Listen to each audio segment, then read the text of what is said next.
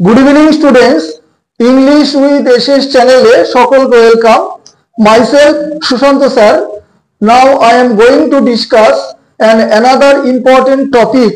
This is uses of get, মানে গেটের ব্যবহার।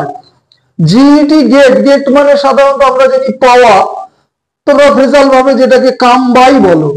তো ইংরেজিতে এমন অনেক ভার্ব আছে যেটি বিভিন্ন সেন্স অনুযায়ী বিভিন্ন ভাবে সেন্টেন্সে ব্যবহৃত হয়। তো গেট এর দেখো সাধারণত 8 রকম ভাবে ব্যবহার করা হয়, অর্থাৎ বিভিন্ন সেন্টেন্সের সেন্স বা মিনিং অনুযায়ী। নাম্বার 1 দেখো অবটেইন। অবটেইন মানে পাওয়া বা অর্জন করা। Can you get some paper, আমি কি কিছু পেপার পেতে পারি। নাম্বার 2 দেখো টেক। টেক মানে সাধারণত গ্রহণ করা বা নেওয়া। she gets the train to work every day, প্রত্যহ সে কাজ করতে বেরোয় কোথাও, এই যে ট্রেনটা সে ধরে, মানে নেয় মানে এখানে ধরে। Number 3 receive. রিসিভ মানে একদম ডাইরেক্ট পাওয়া জানো।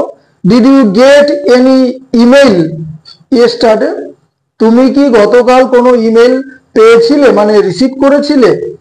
Next by. বাই মানে সবাই জানি কেনা বা ক্রয় করা।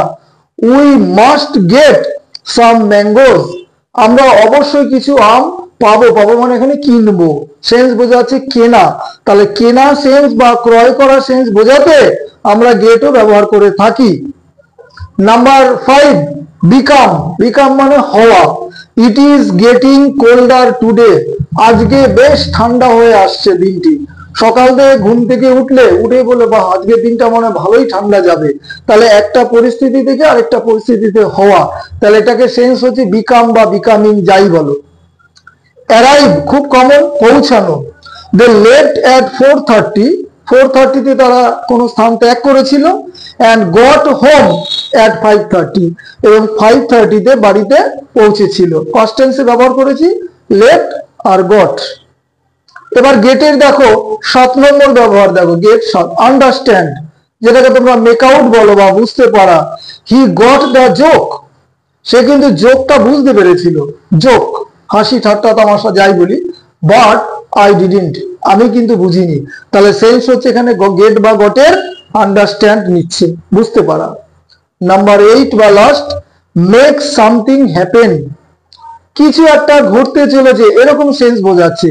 You should get your haircut, তুমি অবশ্যই তোমার চুলটাকে কাটাবে।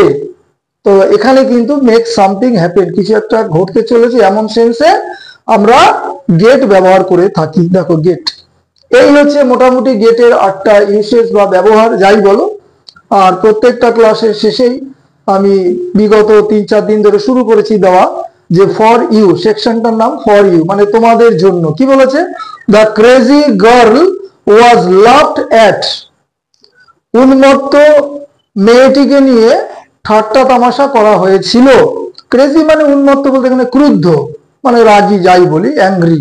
তাহলে the crazy girl was laughed at, বুঝে নেবে কোন ভয়েসে আছে, কোন ভয়েসে নিতে হবে, অ্যাক্টিভে আছে না প্যাসিভে আছে। আমি ব্র্যাকেটে ভিসি লিখে দিয়েছি। সকলের কাছে রিকোয়েস্ট রইল, আনসারটা প্রত্যেকে করবে, করে আমাকে লিখে দেবে কমেন্টে, আরো জানাবে যে কেমন হলো। প্রত্যেকের কাছে সাবস্ক্রাইব আশা করি। সম্ভবত এটা 65 নম্বর ভিডিও, 64টা ছাড়া হয়ে গেছে। প্রত্যেকে ডেলি যেহেতু 2টো করে ভিডিও দেয়, প্রত্যেকে দিনেরটা দিনে দেখে নেবে, নাহলে পেন্ডিং হয়ে যাবে। ঠিক আছে, তো প্রত্যেকে ভালো থাকবে। ভিডিও শেষ করলাম। Have a good night.